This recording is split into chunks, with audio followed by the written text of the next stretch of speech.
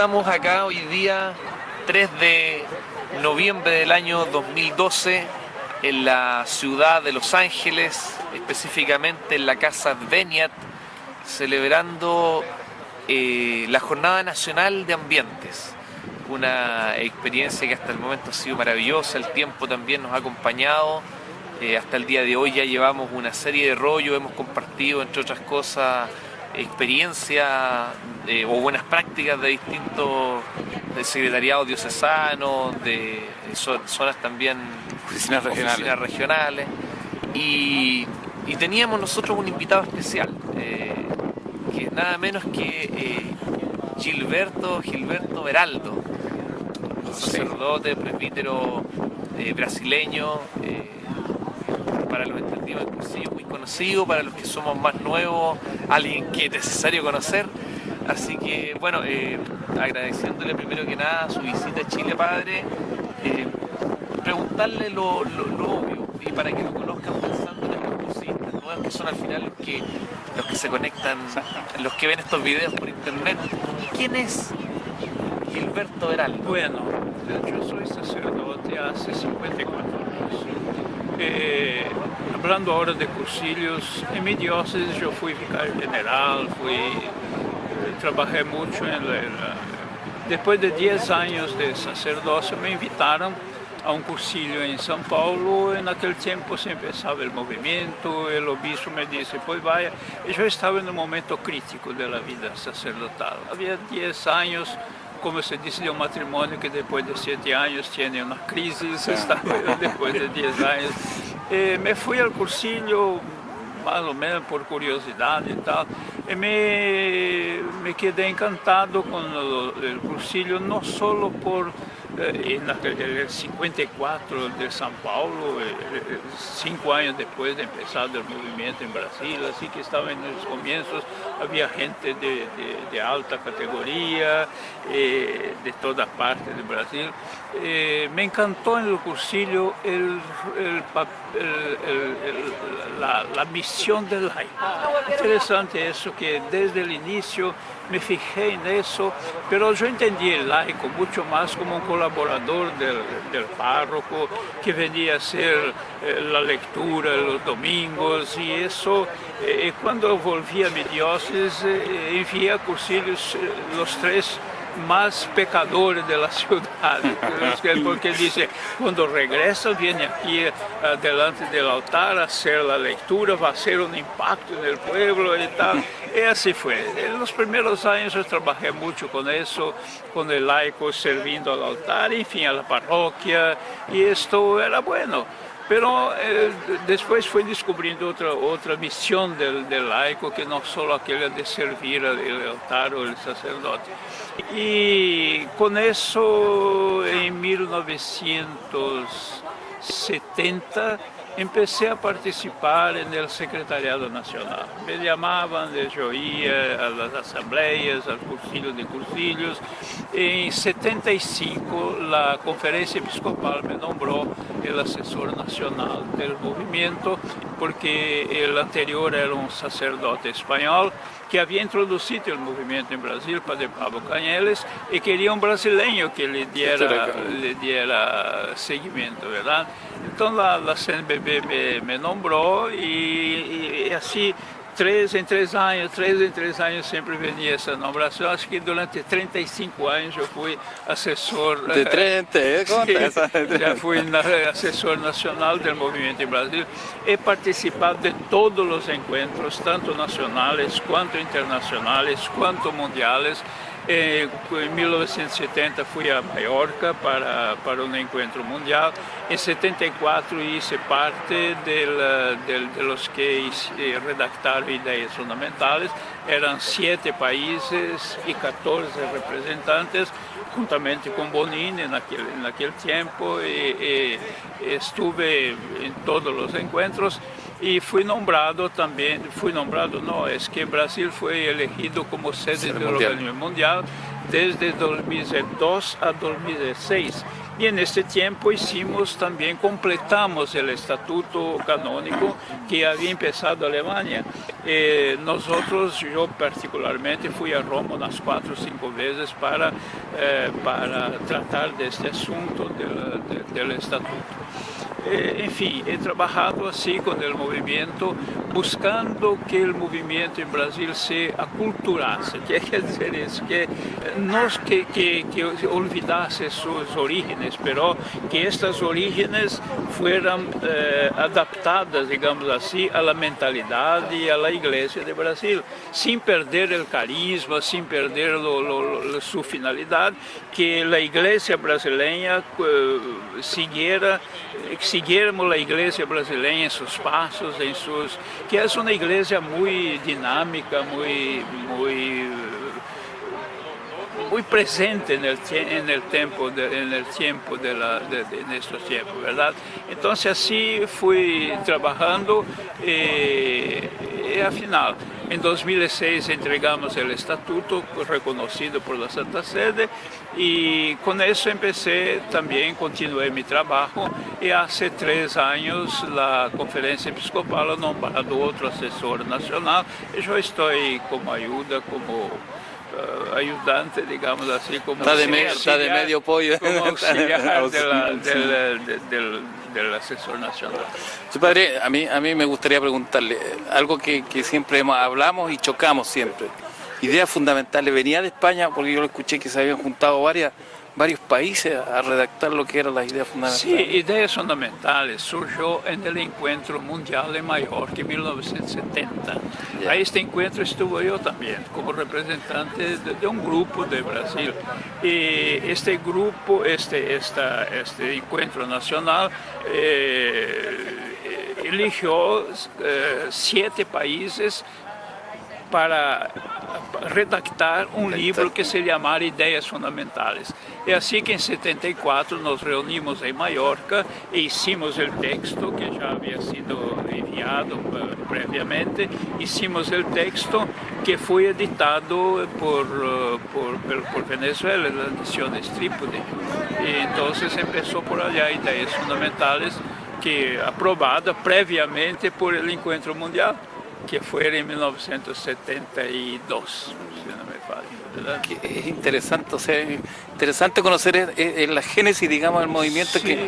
O sea, el hecho de tenerlo a usted acá, yo estuve con usted en Villarrica el año 2002, que nos sacamos fotos, estuvimos por allá, pero esto de que uno vaya aprendiendo de la génesis para la gente joven, como el caso tuyo, e ir conociendo la génesis, porque discutir, no, que ideas fundamentales, que en España, pero resulta que yo me estoy desayunando con lo que usted me dice. No es España, ideas fundamentales es de todo el mundo, ¿verdad? ¿Y eso vino a base de Puebla en ese tiempo? No, Puebla fue enseguida. Aquí en América Latina, ideas fundamentales no tienen nada a ver con Puebla, porque Puebla es de América Latina. Es que la segunda redacción de ideas fundamentales fue en 1988, en Caracas. Así es. Esa es la que tenemos hoy día. Sí. Y hay algunas variaciones, digamos así, en la redacción de ideas fundamentales, que ahora la revisa. Y viene Ideas Fundamentales 3 ahora, al parecer. Sí. Yo no sé cuánto vendrá eso, pero encuentra muchas dificultades en llegar a un acuerdo sobre lo que debe ser ideas fundamentales. Padre, bueno, es inevitable preguntarle su opinión respecto al tema que nos convoca en esta jornada nacional. Estamos hoy día hablando de los ambientes, un poco porque consideramos acá en Chile nosotros que el tema es el gran tema de Cursillo. ¿Cómo ve usted cuál es la relevancia de los ambientes en el Cursillo según la experiencia que usted tiene? La relevancia es fundamental, en el sentido de que hace parte del carisma del movimiento, porque la definición del movimiento contempla el encuentro de la persona con Cristo, la convivencia del fundamental cristiano, la valoración de cada una, de cada vocación, y a la final, que es el objetivo final, digamos, es hacer núcleos de cristianos que fermenten el evangelio en los ambientes. Esta era una gran novedad en el inicio. Ahora puede ser que no, porque surgieron otros movimientos y tal que están presentes en el mundo, pero el movimiento de cursillos se valoró por esto, por esta finalidad. Yo veo que persiste y es el carisma del movimiento, es poner el laico en medio del mundo, pero el laico organizado. Hoy una empresa que no se organiza no tiene condiciones de seguir. Y cuando digo empresa, yo digo una empresa humana. Claro. El movimiento también es una empresa humana, divino-humana, y por eso tiene que organizarse para hacer bien lo que debe hacer. Yo he dicho aquí que una golondrina sola no nace verano, eso significa que o se juntan o solo llega un momento que no es posible, no hay cómo, ¿verdad? Entonces yo veo, por ejemplo, la buena voluntad es excelente, la propuesta es excelente, pero llegar a una conclusión práctica, esto que me hace un poco, no se llega a una conclusión práctica, se cuentan cosas, todo eso, y se etiquetan de núcleo. Claro. Eso es un poco peligroso, porque cuando dan un ejemplo aquí o cuentan algo bueno, que es muy bueno, y etiquetan de núcleo, es un poco peligroso, porque ¿será que es verdaderamente un núcleo, una unión de personas, una comunidad pequeña que va dejando el fermento del evangelio y del ambiente? Nosotros no conseguiremos transformar el ambiente, es imposible transformar, pero podemos poner criterios y valores del evangelio en los ambientes, la justicia, la fraternidad, el perdón, todo eso, el diálogo, que es profundamente evangélico. Y eso, humanizar. Sí. Primero humanizar, porque humanizar ya es un tipo de evangelización, es el inicio de evangelización, para seguir después con la mensaje de Jesús. Como dice el obispo aquí, acaba de decir el obispo ahora, ¿verdad? Que se quedó en la primera parte. Yo estaba curioso para saber lo que entendía él por ambiente, eso lo estaba curioso por saber. Bueno, yo veo así con esperanza, pero hay que tener los pies en la tierra, por supuesto.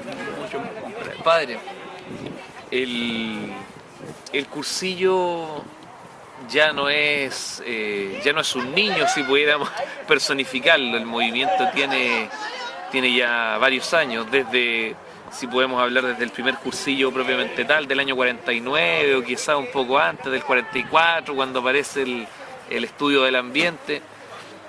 Desde esa época, padre, desde la década de los 40 hasta hoy día, ¿cómo ve usted respecto a lo mismo que decíamos de los ambientes, ¿cierto?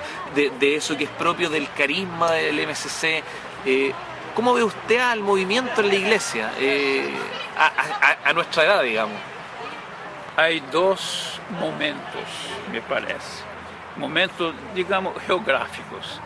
Hay secretariados y zonas en todo el mundo en que el movimiento sigue como en 1949 y no se habla más de eso. Es el movimiento que está allá, que debe ser así, que no se puede cambiar, que fue así, va a ser así. Y otro momento geográfico, que son países que desarrollaron el movimiento con mucho más libertad, y eso sucede mucho más aquí en América Latina. También en España hicieron algunos secretariados, y Secretariado Nacional también trabajó mucho para actualizar en el sentido de adaptarse a la situación del mundo y de la iglesia. Sobre todo aquí, repito, en América Latina, donde tuvimos Puebla, Santo Domingo, Medellín y ahora Aparecida. Todo eso contribuye para que el movimiento se actualice. Y mi esfuerzo personal fue eso, a poner el movimiento como iglesia y no movimiento como movimiento de cursillo, porque el príncipe, el esencial es la iglesia. El movimiento es un instrumento de evangelización de la iglesia. ¿Y somos hoy día, padre, nosotros los cursillistas, una herramienta útil a la iglesia? Una herramienta puede ser útil, pero cerrada en el armario. puede ser utilísima, pero está cerrada ya. Entonces la herramienta tiene que estar en hacer lo que debe de hacer. Claro. Si no sirve de ornamentos, simplemente, ¿verdad?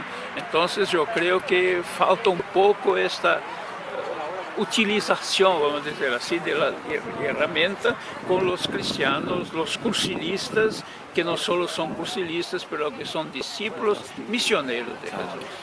Y entonces, ¿cuál debería ser, según su apreciación, padre, este desafío quizás que tenemos que abordar para poder continuar en nuestro trabajo? Salir de sí mismo, salir de los grupos cerrados, salir de una idea de que los cursillos son la salvación del mundo, salir de una convicción de que somos los mejores, comprender que la misión tiene que ser con los pies en la tierra, con todos, para que se lleve el Evangelio a través del testimonio personal. Y comunitario, evidentemente, de los núcleos ambientales. Llame como se quiera. En Brasil adoptamos pequeñas comunidades de fe en los ambientes, eso por inspiración de la propia conferencia episcopal. Quisimos de tal manera ser parte de esta iglesia que cambiamos también, pero cambiaron núcleos, esta es la definición, sí, pero la pequeña comunidad de metal es un núcleo, ¿verdad? Entonces el trabajo todo tiene que ser eso, un coraje de salir. Qué bien. Padre, y es que no puedo no preguntar. Nosotros estamos a puertas de cumplir como movimiento en Chile 50 años, ¿ya? Desde el año 63, cuando el movimiento tiene su llegada a Chile oficial en la ciudad de Temuco. Y de ahí en adelante hasta la fecha, ya vamos en nuestro año número 49, preparamos el próximo año una gran ultrella nacional que se va a realizar justamente en Temuco.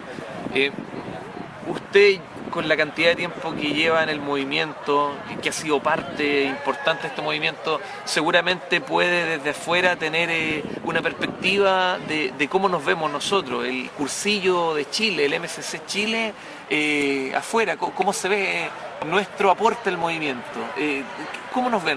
Bueno, vamos a empezar por el 50 años en Brasil ahora, en la final de este mes, porque fue en la Semana Santa del 1962 que se introducieron, que se entró el movimiento en Brasil. Así que estamos en el espíritu del jubileo, ¿verdad? Nosotros en Brasil nos preparamos durante 3 años, hicimos un triduo preparatorio, ¿eh? En 4 ejes: vivir la espiritualidad, la formación bíblico-teológica, el compromiso misionero y la vivencia comunitaria. Fueron los 4 ejes que nos prepararon durante 3 años para este año como celebrar. Lo que está en Chile, yo no conozco mucho la realidad, pero pienso que está un poco relacionado con nosotros también, la preparación y todo eso, ¿verdad? Y eso debe seguir. Yo tengo una carta de octubre ahora donde digo del jubileo del movimiento en Brasil, y procuré adaptar el Levítico, la celebración del jubileo, para el post-jubileo, cómo hacer en el post-jubileo, que es un año de celebración, que es volver a su tierra, a su propiedad, que significa volver a su propiedad, a punto como esto, volver al carisma, claro, y todo eso. Sí, eso está en la carta de octubre, que está por, no sé, no recibieron todavía. No. Pregunten por favor a Severín, que él sabe, él distribuye la carta, él la tiene. Por tanto, lo veo como un momento de esperanza, de acción de gracias, evidentemente, pero un momento de compromiso. Vos se compromete, vos se cierra el movimiento. Estos 50 años son un vamos, sí, y continuemos. Sí, claro. Ultrella. Ultrella. Claro, sí. Adelante. Justamente. Bueno, padre, le damos las gracias. Ha sido muy grato tenerlo con nosotros, conversar con usted, conocer su perspectiva del movimiento, su rollo también. Y bueno, darle, como le decía, las gracias y ojalá que nos volvamos a encontrar en alguna próxima oportunidad, Sí, quién sabe, Dios para el mismo quiera. cincuentenario. ¿Le queda cuerda para rato? Eso, Pero estoy a la orden. de colores. De colores. De colores.